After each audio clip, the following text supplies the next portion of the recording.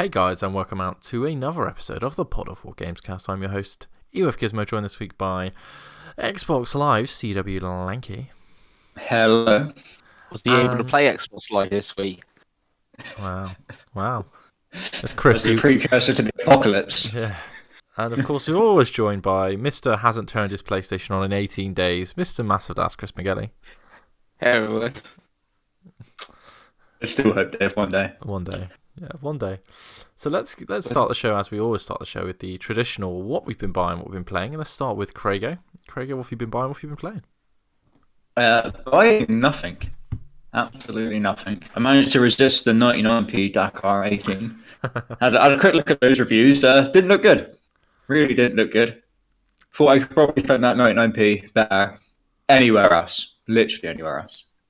So yeah, not bought anything. I've literally just played the same games over and over again. I played Cyberpunk more on the Xbox. I've now reached the point of no return in the story. Ooh.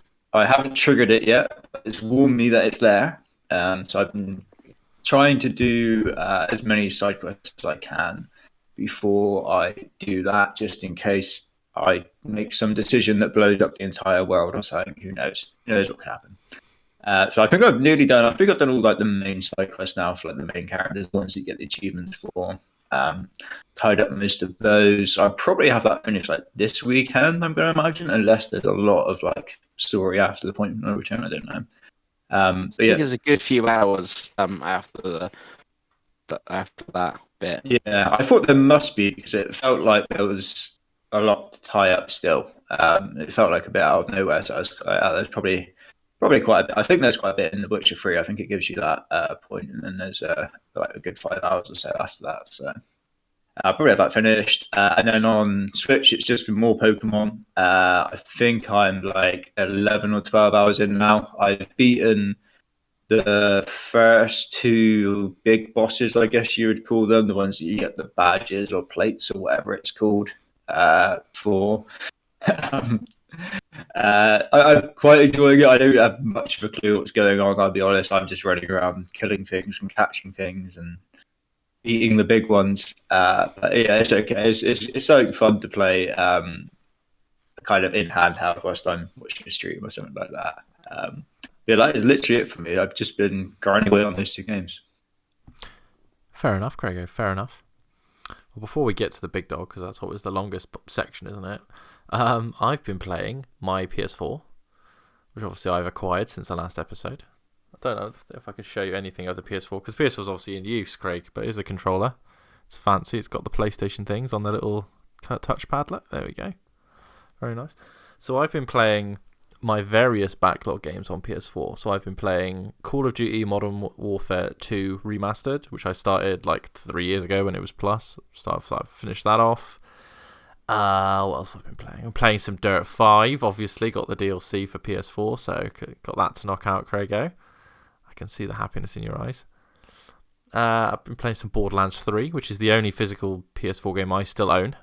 So I've started that up again. And I've just installed a lot. So I played some Team Sonic Racing with my girlfriend. That was pretty fun. Need Pengi to boost me with a couple of trophies there. So as long as he's got it, 'cause I think it was Plus. No, I haven't got Plus, so You're an absolute joke. Absolute joke. Yeah. You bought a PlayStation. It's all this. It's better than the Xbox. Shocking. And of course, other than that, I've just played a lot, and I mean a lot, of Football Manager. So still doing God's work on there, as you know. Don't need to bore you with it, but I'm class. What's the save now? Currently is FC Volendam, who are a Dutch second tier side. Doing very well with them, top of the league at the moment, obviously. Signed 36-year-old Obafemi Martins to lead the line. And he's doing bits, boys, doing bits. Mm-hmm. I'm literally a god. So, there we go. So, Pengi, this is the bit everyone wants. What have you bought? What have you been playing? What hot takes have you got this week? I have bought nothing. Well, I've bought some digital games, but we'll get to them with what we've been playing and stuff. But I have no physical games or anything like that to show you. So that'll upset you all. I don't know if I finished 13 Sentinels for the last episode we've done or not? I don't think so. Well, anyway, I Probably finished not. 13 Sentinels if that wasn't the case. So close to 40 hours on that. Really good. In the end, the story is it explains like some of the reasons why some of the, like the characters are like naked inside the Sentinels. Like it kind of explains that with that story reasons come in the Just end. trying to justify And the hentai at the moment. yeah, so it does, and like it explains all the time travel and why you can only go these different points in time, like every 40 years. Like you can go 1985, and then you can go to like 2005 or something. It's like, wait, why can't you go in between? It explains all that, and turned it out to be pretty great. There isn't much of the RTS bit. Once you finish it, you can do like a fourth wave. There's no like secret ending or anything like that for doing that. The secret ending's like locked away in the menu for getting like objectives and stuff like that, and doing all the characters stuff like that. And then that's pretty short as well. But yeah, the main game in that really good. I only played a little bit in handheld of it, not much, but did look great on the OLED on the Switch. That's where I played it, not on PS4. So, but also like obviously playing on Switch, there's no trophies or anything. It'd be like interesting to see what the trophies would be. Ooh, what's Keep happened here? talking. Keep talking. What the trophies would actually be on the PS4 for the game, like if it would be like with the RTS bit, like get your characters to level 20 or 30 or whatever thing like that. So yeah, so played that. Of Played those 40 hours, Bengals, how much of yeah. that was cutscenes? Um, well, it's not really cutscenes because it's all visual novel and you're still moving your character around and interacting and stuff like that. So there's no bits where you're not controlling the character, but your interaction is very limited where you're just like You're pressing move. A. Yeah, pressing A, or you get dialogue options and stuff like that. You hold like LB, and then you come up with the different options, and then you select one of them to talk to like one of the other characters to progress the story and stuff like that. It is most probably like last year when we did like our Game of the Year awards, like Near Replicant wasn't, because it was an old game, wasn't like in the proper top 10, but we did like our best game that was old sort of thing. 13 Sentinels would most probably at the moment get like that award if we were doing that now, because obviously it is a 2-year-old game that was ported to the old Switch. So that sticking on the Switch, I've been playing some Switch sports, and I think I've played like 6 or 7 hours of Switch sports. It's the single player component, if you want to call it that, is really bog standard. It's like you can play a game of tennis against the CPU, and you don't really have many options. Like there was more options in like Wii Sports, where you had like the target thing or hit the ball or something in tennis. The only mode that's really got anything interesting is the bowling, where you got like the lanes with like holes cut out or bridges and stuff like that. That's in like playing on your own sort of thing. But the meat and potatoes is the multiplayer, where obviously you can play 16 players. Bowling and it's done like a bit like a battle royale sort of thing. Like the bottom eight, they get eliminated. Top eight go through, and then you keep going until you get to your final one. And obviously, you got your other sports: tennis, badminton, football, and stuff like that. Volleyball was the worst. It is the worst game on there because it uses like, because obviously it's motion controlled with the Joy-Con. It uses like 4 different motions for like different stuff, like serving the ball, spiking it, lobbing it up in the air, and that. And I just don't think it recognizes the motions that great, where like literally bowling it's doing the one sort of motion. Yeah, but I've played, like I said, 6 or 7 hours, not too bad at all. And then obviously I'm hoping golf is like at the Nintendo E3 thing, and it's like it's coming next week. I'm like, yeah, we can get play some golf. Would you say it's like significantly better than the last, like the Wii Sports or the Wii U Sports, whatever it was called? Well, obviously now it's got online, which is a huge thing, and then like we could all play like online, which is great, and it obviously looks better, and you can like get new gear and that for your character and stuff like that. But if you go to like Wii Sports, I put Wii Sports in now. Like, oh, I'll go play the tennis. I got all these different options of playing it like single player. Where this is like, yeah, it's just like practice more if you're playing it on your own. And like I said, everything is unlocked by the multiplayer. So you need Nintendo Switch Online to play it really to get the most out of this. Obviously, you need that Nintendo subscription and all that. So played that. So that was like the finishing of 13 Sentinels and that. And I played some weird games. I played some Toem. Right, this one, like, I think Greg Miller was a big fan of it last year and Kind of Funny. It was on sale on the eShop. I think a black and white photography game. You go in like like your gran gives you a camera, and you go to like all these different like levels or islands, heading to this like big mountain to take this picture of like basically a giant crystal that actually is in color, where everything else is in black and white. And you do like all these little quests for people and that.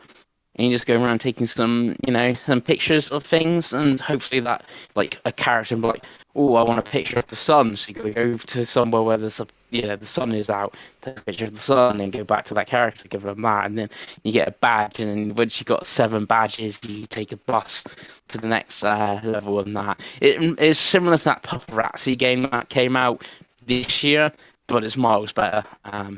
It's much more polished and stuff like that. Again, like obviously last year we had Pokemon Snap that was on rails, where this is like you got some quests and you move around and all that. Yeah, good little game. It's not very long. I think it took me just over 3 hours to finish it. So How much was it? I think it was down to £10. Bargain. Yeah, so Is it better than Pokemon Snap? it's a difficult one because I put my review up on it on like the forum, and then one of them's like, "How can you say this is not as good as Pokemon Snap?" But Pokemon Snap is Pokemon, and it's just something about it like, "Oh, I'm taking a picture of Pikachu," compared to like I'm taking a picture of the sun. It's so much like. And then obviously I played Pokemon Snap back in the day on N64. But this has got sort of like more game to it because you are doing your quests and stuff for your characters. And again, I was playing it on Switch, and the achievement system is in the game. Like you can go down to like options, options. There's achievements, you can see them. So if I played it on like Xbox or PlayStation or something, I maybe wanted to get some more of them, do all the quests or whatever to go for that 1000G or platinum. Where on Switch, it was like, cool, it's there, but it is kind of pointless doing them all because no one's going to know if I've done all 20 of them or if I've done 10 of them because obviously there's no like achievement system on the Switch. But yeah, that maybe adds a little bit more than like the 3 hours of that. I played that. Then also on the sale, I picked up for £4 to another Greg Miller recommendation. So this is obviously old, from old Kind of Funny, but I've had it on my wish list for a while. Is Suicide of Rachel Foster, which is a walking simulator in the vein of like Gone Home. Yeah, so it's not a cup of tea. Instead of like your house you're going back to, it's in a like a hotel, and it just like the tropes like, we go in this room, it's already all dark because you got to think, it's a hotel, it's going to be haunted and all that malarkey sort of thing. But and there's someone on the phone all the time, which is a bit reminiscent of Firewatch and stuff like that, and then like that's like a little bit spooky. And obviously, it's all tied into this story of the suicide of Rachel Foster and stuff like that. What happened there in this hotel? Hence, like, what feels like it's a bit haunted. You go down down a hallway. It's like, oh, what's that noise? And all that sort of stuff. But yeah, again, it's not a long game. I think it's like 3 hours long and stuff like that. Again, like, I don't know if you really want a walking simulator like this anymore. Longer than this, you might get a bit boring if you were to go longer than that. And then the last one I played was also similar again. Is a bit more visual novel. Is That's No Longer Home. which was made by a non-binary couple in the UK / in Japan, and it's like an autobiographical game of like their what they've been going through and stuff like that. And it's not very long; it's only like an hour and a half and stuff like that, where you get to do some dialogue options and have a barbecue and all that good stuff. Wow, to a fine selection of games this week. Then. The highlight of the game was you got to have a barbecue. Yeah, you could have a barbecue. 10 out of 10. Yeah. Christ, how much was that one? I think it was $4. So I got it off the American eShop because they also bought from the indie showcase Opus Echo of the Swan Song, I think it's called. I don't know if that's the right. It's Echo of something song. I don't know if it's Swan Song or something like that. I picked that up, and it was easier to get some credit for the US store than buying it off the European eShop. So I got that. I've only done chapter 1 of that, so until I've played more, I have some thoughts on that. How much was Opus Swan Song Echoes? $25. Chris Bengali paying $25 for a digital-only game. That's the thing. The world's changing, Dave. It's only on Switch and PC, am I right? God. And was that everything, Chris? Is that everything you've done this week to yourself? Yep. Brilliant. Yeah. Frantically trying to avoid Room Factory 5, basically. Oh, and the numerous other games that he's bought and promised to play. Yeah. And obviously we haven't got his beautiful little face at the minute, so I don't know what's going on in Wellington. No. Maybe the hamster's finally died that does the internet in Wellington. But there we go. So we'll move on to the topic of the show. Tots. And the topic of the show this week, which is going to be mainly you two talking, because I don't really keep up with this stuff anymore, is Xbox has delayed their 2 games they had this year into next year. So what does that mean? Oh. So what does that mean? Oh, it's Penguin's Chris back. is back. There we go. I'm back. He's back at 2 frames a second, but he's back. He's like a Sega Saturn game at this point. So, Redfall. It's always Sega Saturn this week. Redfall and Starfield delayed till 2023. Obviously, they were the big games that we know about. There might be something else, but probably not. Obviously, the internet has latched onto this. The PlayStation fanboys are straight in like, haha, we've got another third-person action game coming, don't you worry. Haha. So that's fun. Until that gets cancelled. Until that gets delayed till 23 as well. Same day, probably.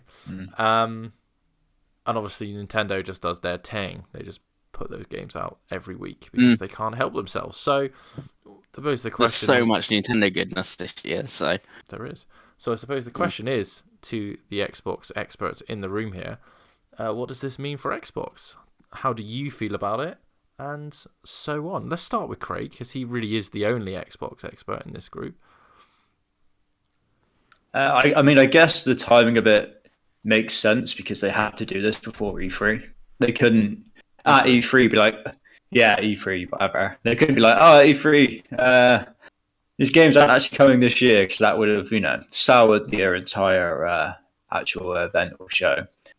So they did need to get this out before then to kind of manage those expectations. Obviously, it's not a good look when your 2 first-party games that have been announced this year both get delayed on the same day at the same time, especially when one of them's as big as Starfield was. It's going to be. I think it puts a lot of pressure on their E3 showcase now. I feel like going into it, there was probably mostly positive feelings, especially after how good Xbox was last year. I know something a lot the first half of this year. A lot of positive. I feel going into it now. I feel like this is going to be kind of wolves at the door.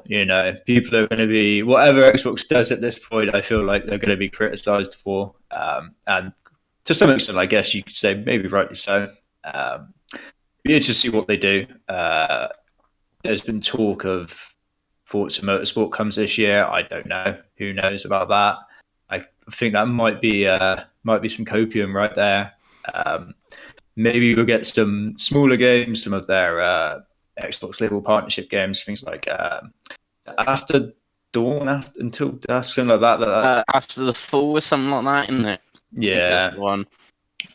Maybe comes this year. Maybe some of the smaller stuff like that.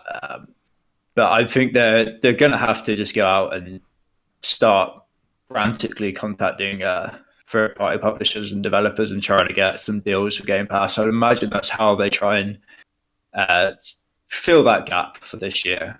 Because realistically, I don't think they're going to have much else to fill it for themselves.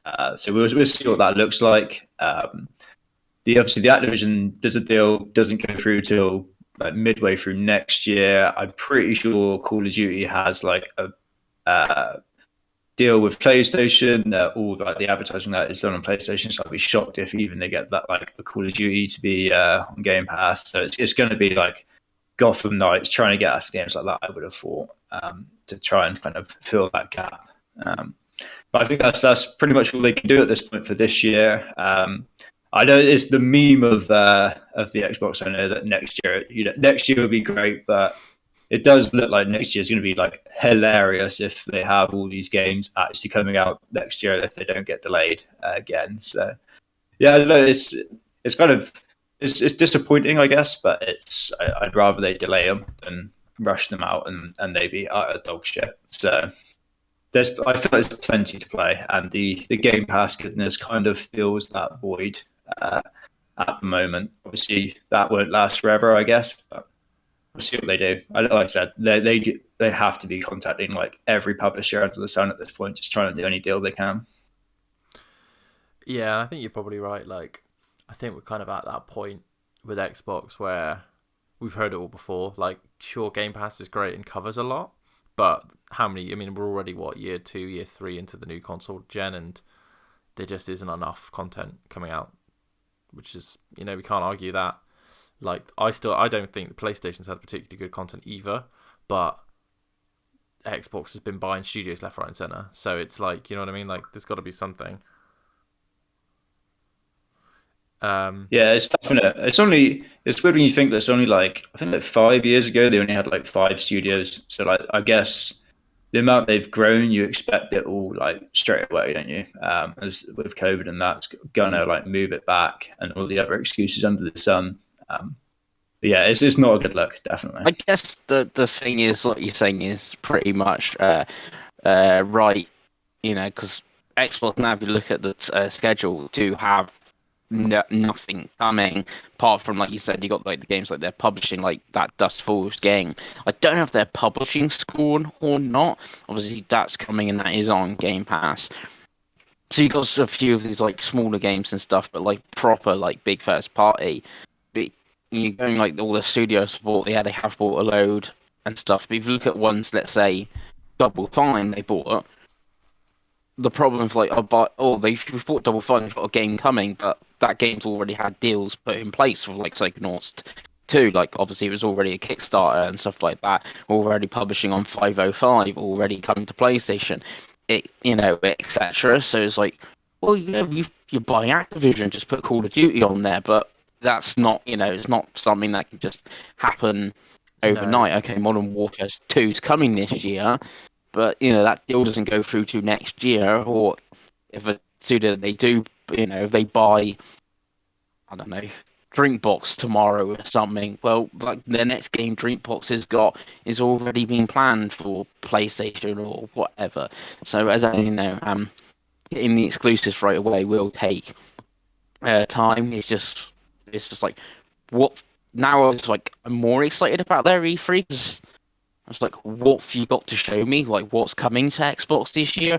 Is it Gotham Knights on Game Pass? Is that coming? If I was WB, I'd be like adding an extra 0 on that, check. Especially seeing they want 65 quid for that game and stuff like that. If like, if you're not going to sell that as many on Xbox now because they're on Game Pass, I'd be like, oh, we can ask Microsoft as much time as you can for Gotham Knights. That's also the problem. Like, all these publishers might know that Xbox needs games and stuff for Game Pass and stuff like that. I think the more interesting it's not like they point haven't got is the money, but there really isn't that much coming out at the moment for anything. Like, well, there's Gotham Knights. It's your Switch. Well, look, like, take the Switch exclusives to one side. Like, on PlayStation and Xbox, you've got Gotham Knights, you've got Saints Row, you've got... Yeah. What? Playtale. Yeah. Plague Tale, That's which not is got a already date though, has it? it's not got a date and it's already on Game Pass. Yeah, so yeah, it's been announced. For Game Diablo's Pass, already yeah. been You got delayed to next year. Overwatch has been Warhammer. delayed. I mean, but these aren't big games, are they? Let's be like, I love Warhammer, but it's No, not. no. No one gives a shit about Warhammer Dark Tide. So like, what? There's no Assassin's Creed, right? This year. No, but There's you no- might get Skull and Bones. There's no Call of Duty this year. There's no No. Battlefield this Modern year. Warfare 2. This There year. is Call of Duty this year. Is Yeah, it? Modern Warfare 2's this year. They just Yeah, haven't it's announced next it year, yet. but Are they taking doing a that year weird off, shit yeah. where they announce it like 2 months before it comes out? No, Yeah, they've they announced announced it. it. Have they? Yeah, Modern Warfare 2. Yeah. Like they've shown a trailer for Yeah. This it. Infinity Awards. Yeah, they've like the logo. Oh, It's okay. Well, just, that's it's what I a mean. M Like, they and a haven't W shown the and game, so we don't. No, Like, we but haven't it's seen the coming game. this Okay. year. Well, we haven't seen the game, so like whatever. Like, so you know what I mean. Like usually, so we're in May, by the way. So like usually we know some. We've seen some gameplay for some games coming out. We've seen Gotham Knights. We've seen 2 trailers for Gotham Knights. We've seen this is You got Harry Potter. Hogwarts Legacy. Yeah, it's Harry Potter. That's coming this year, right? Saints Row. We haven't seen gameplay yet. We haven't seen gameplay of Modern Warfare 2. I'm sure, like you said, I'm sure it'll just be Modern Warfare 1, but on the new consoles, like the last 3 games. But there isn't a lot coming. All jokes aside, there's an F1 game. There'll be FIFA. I think it's the last year it's going to be called FIFA. Yeah, it's the last FIFA. So there's that. Like, there isn't a lot. Yeah, so like, are these companies going to NHL. want to do deals, knowing that we're kind of we're the only party in town, so people are going to have to buy Gotham Knights because there's fuck all else to buy. Like, you know what I mean? So I don't know. It's just like, obviously there isn't E3 this year. There's the games mess and the Jeff Keighley thing. So it is interesting. I feel like there's going to be a lot of games announced that come out within 3 months, which is kind of crazy. But I don't think Xbox is going to have anything significant. Like maybe Forza or maybe Fable, but they have to be a lot more along than we think. I can't think see- obviously I There's got no way it's Forza, Fable. Yeah, No I I way. got obviously got Forza Motorsport in Fantasy because the year obviously they shown it and the year it would have come out, how they were going like 1 year Motorsport and 1 year Horizon, it missed that year. So this year, in theory, if you went back on cycle, would be Motorsport this year again. In theory, depending. Obviously, these games aren't that easy to Getting make. Horizon DLC. Horizon DLC is Yeah, kind of pretty- it's kind of has to be one of the things, and obviously significant Halo updates has to be a thing. I wouldn't be surprised if they've done a very quick remaster of a game. That, you know what I mean, like a 6-month project where they kind of have it, and that's like, so like Wind Waker took 6 months for context. Like they're perfectly capable of putting out, for example, Gears of War 2 remastered in 6 months to 12 months. Like if they see it playing, like they could do something like that. I don't think they will, but they could. They've got some older games that they haven't put on Game Pass that they could put out. Like they could put some older Activision games on there, for example, like just before the deal goes. I think they did that with Bethesda. Like, but there isn't going to be a lot. Like, and obviously, Less there's like stuff we're not thinking about and stuff like, let's go. They've somehow gone to Atlas and got Persona 6 or something. well, they've already got as it's Demon Hackers listed. 2 coming to Xbox, right? Yeah. It's for the first time, and Yeah. obviously, like if you're gonna get Sega, someone might get Sonic. Like, you know, Sega allegedly are doing a lot more reboots and remasters, but that I can't imagine you're going to hear or see too much of that this year. I think that seems like a next year thing where you're going to see like this Crazy Taxi and Jet Set Radio and stuff like that. So we'll see. Like I said, I mean, PlayStation, the only thing they have announced for this year is it Forspoken and God of War, or Forspoken been delayed? No, I think still got a date on. I think Yeah, you might still see this Final year, Fantasy. Like I think you might. I think how they've been talking, I think it is more likely to come this year than I ever thought. Yeah, After, like, the start of the year, it sounded really bad, and like Craig counterpicked it on Manuscript, and now they're talking like it was in a fashion magazine of all things about it, and then I'm like, yeah, it sounds like it might come this year. So yeah, the I other one wouldn't turned be out shocked. better than people were expecting as well, didn't it? The Stranger's Paradise. So it's one of those like I wouldn't be surprised if you did see Final Fantasy 16 if they have a big push. I feel like, I mean, Japanese culture, they'll crunch, they don't care. So it's like I wouldn't be surprised. Obviously, they've sold half of their company to the Embracer Group, so anything they were working on is obviously now not going to be seen. So if there was going to be a fourth Tomb Raider game, you're not going to see anything about that this year. You know, from those type of companies. Well, obviously, we're going to do the big E3 prediction episode soon. Like obviously, because it's weird because there isn't actually E3, but we'll do one soon. But Yeah, I'm curious this year. I think this year's going to turn out to be a very strange year for games. Like, it's probably going to be the first year where subscriptions are kind of king, like completely. Obviously, we're going to get the PlayStation 1 next month, right? So that'll be a complete change. We'll see how that affects stuff. I don't think it's going to be a positive change, but we'll see. And obviously, like, the only thing I ever see people talk about on the internet is Steam Deck, and even that's because it's an emulation machine. So I don't really... Curious, very curious. But there we go. Yeah. There we go. I mean, Game Pass obviously is still Craig's entire life, so we're okay. Yeah. And for me, it's all Switch, which I'm fine. Nintendo with Switch and crap indies. May obviously Nintendo haven't got anything, but June I've got Mario Strikers and Free Hope. I'm absolutely very worried about Mario Strikers. I'm not getting it because I can't. But I keep seeing stuff, and it looks like all the other sport games where it's going to be a half-finished game, and then when I get to it, it'll be great. But that's 6 months down the line, I think. Yeah. So. Yeah. Could it be just Mario Golf again, basically? Yeah. I mean, the low key Nintendo could be game of the year is either going to be Bayonetta 2 or Xenoblade Chronicles 3. So. People sleep on Xenoblade for some reason, but it's every time they put a game out, it's unreal, and it's like bug-free, and it's huge. I've got that to play in July, so, I'm fine. You're perfectly happy. As long as Penglis is happy, everyone's happy, isn't it? That's what we need. Chris has got JRPGs for days. You might finish one of them this year. I finished more than one already.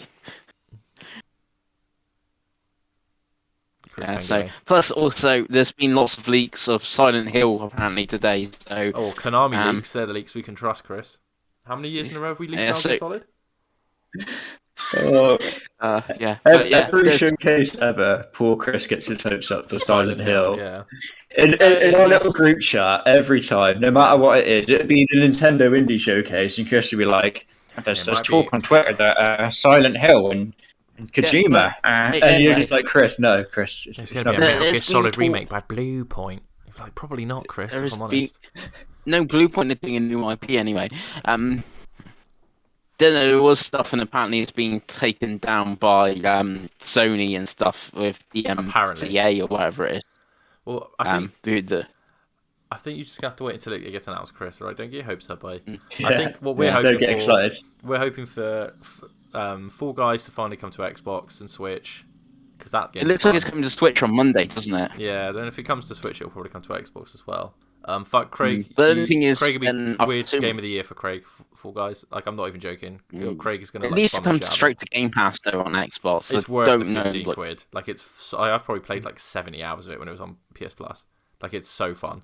So that game's going to be fun, but we'll see. We'll see what happens. I think obviously I'm not being very up to date with Game Pass because I've just been backlogging. Obviously, I'm trying not to buy games, so I just have to avoid my Xbox at all times.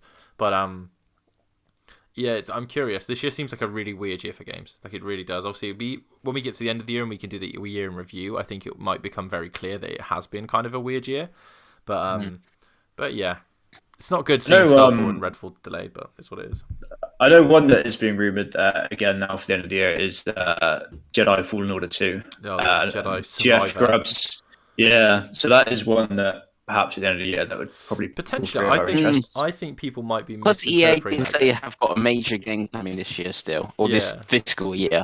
Yeah, I know. Obviously, Ubisoft will probably have about 3 games as well, because I'm pretty sure they've got X Defiant, the Division sequel. That's not a sequel. They've got Heartland, isn't it? Yeah, and they'll still have something else. And they're releasing the Rabbids mini game that was exclusive to China. Rest of the world now. I'm glad that one's coming, Chris. Skull and Bones potentially. Obviously, Craig recommends that that's Craig's prediction every time. Skull and Bones, but I think Ubisoft is probably going to be weirdly yet again. Where's Beyond Good and Evil 2 though? That game is so dead. It's not even funny. Like, it's deader than it was the last time it was dead, Chris. Like, it's so dead. That game is so dead. We're never seeing that. That and Rayman, we're just never seeing again. Like, it's just not happening. Sad times, but yeah. They do tend to put all their games out like at once the last few years, haven't they? Like, they announce them in like bunches of 6, don't they? And then they all come out within 6 months, and they're usually pretty like. Well, they come out for like 6 weeks. It's like they literally do it at the end of the year every year. They just chuck them all out together. Assassin's Creed Infinity will get announced as well, so we'll get that. But like, all jokes aside, I know we've done an episode like this before, but like Ubisoft's general quality of games is pretty high. So it's like I kind of accept that they are the like the meat of the sandwich that is owning a games console, right? So there's still obviously they still want about putting Ubisoft Connect on Xbox as well, aren't they? Which would be pretty nice. I mean, for someone like Craig, like Ubisoft Connect and Game Pass, you probably don't need to buy a game ever. I'm trying to think. Well, yeah, you probably like, you. That could be the thing. They could wheel out Phil Spencer during this presentation and be like, "We now have a deal with Ubisoft like they do with EA, and get it all in one package, and it's an extra $5 or so." Yeah, like it's an extra like £5-10 because they usually on Ubisoft Connect they put all of their like ultimate editions on. So it's like for someone like you and probably me, to be honest with you, like. I probably won't need to buy anything ever on Xbox ever again. I'll be like, oh, it's kind of that done, innit? Oh well, Chris, but I bet the JRPG. So like, they come to Game Pass, Chris. It's fine. But anyway, I think we've exhausted that conversation. So, thank you for listening. We're going to be a bit more structured next. I don't know what's gone on with the technical difficulties either this episode.